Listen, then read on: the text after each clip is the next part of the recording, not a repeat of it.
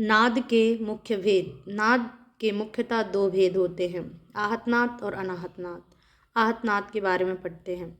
आहत नाद वायु के आघात से हृदय, कंठ और तालु इन स्थानों से उत्पन्न होता है। यह नाद संगीत उपयोगी माना जाता है। आहत नाद से ही षडज, ऋषभ, गंधार, मध्यम, पंचम, धैवत और निषाद 7 स्वरों की उत्पत्ति हुई है।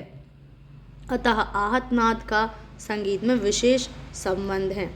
यदि अनाहत नाद को मुक्तिदायक माना गया है तो आहत नाद को भवसागर से पार लगाने वाला बताया गया है।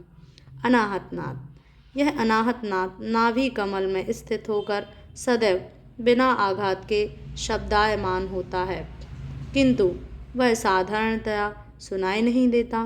कान को उंगलियों से बंद करके सुनने से अनाहत नाद का अभ्यास मात्र होता है, किंतु योगी जन उस नाद बिंदु का ही ध्यान कर मोक्ष प्राप्त करते हैं।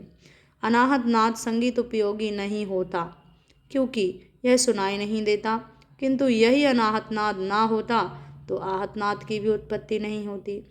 अनाहत नाद से ही आहत नाद की उत्पत्ति होती है। जिस प्रकार यदि ब्रह्म जगत में वायु ना हो तो पंखा चलाकर वायु संचालित करना असंभव है, उसी प्रकार यदि शरीर के अंदर अनाहत नाद ना हो तो आहत नाद को भी उत्पन्न नहीं किया जा सकता। स्थान की दृष्टि से नाद के अन्य भेद हैं, जैसे कि सूक्ष्म नाद, अति सूक्ष्म नाद, पुष्ट नाद, अपुष्ट नाद, कृत्रिम नाद। ठीक है, अब हम नाद के लक्षण या गुणधर्म पढ़ते हैं। नाद के 3 लक्षण या गुणधर्म इस प्रकार हैं। तारता या ऊंचा नीचापन। तारता के द्वारा हम नाद के ऊंचे नीचेपन को समझते हैं। यह गुण नाद की प्रति सेकंड होने वाली आंदोलन संख्या पर निर्भर करता है। आंदोलन संख्या जितनी अधिक होगी नाद उतना ही ऊंचा होगा, तथा आंदोलन संख्या जितनी कम होगी नाद उतना ही नीचा होगा।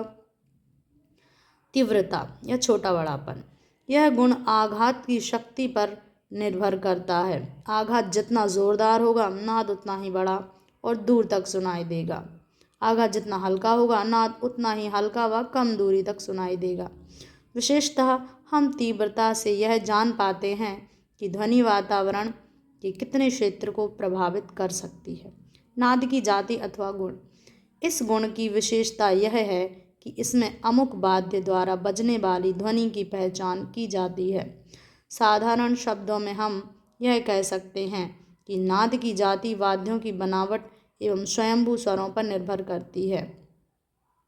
जाति से हमें ध्वनि की प्रकृति अथवा व्यक्तित्व का परिचय होता है, अतः नाद की जाति नाद अथवा स्वर की पहचान का श्रेष्ठतम साधन है।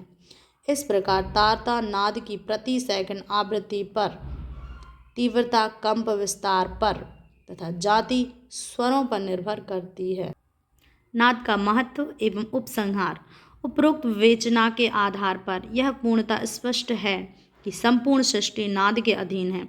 कल्ली नाद के अनुसार नाद एक ऐसा दृश्य तत्व है जो संपूर्ण संसार के प्रत्येक स्थान पर व्याप्त है, न कि संगीत वरन संपूर्ण लोक व्यवहार नाद पर आश्रित है। संत कबीर ने इसी नाद को लक्ष्य करके कहा है कि कबीर शब्द शरीर में बिनि गुण बाजे तात, बाहर भीतर रमी रहा ताते छूटी भ्रात। नाद की इन्हीं विशेषताओं से संगीत में रस निष्पत्ति होती है। भाषा की अपेक्षा नाद के प्रभाव का क्षेत्र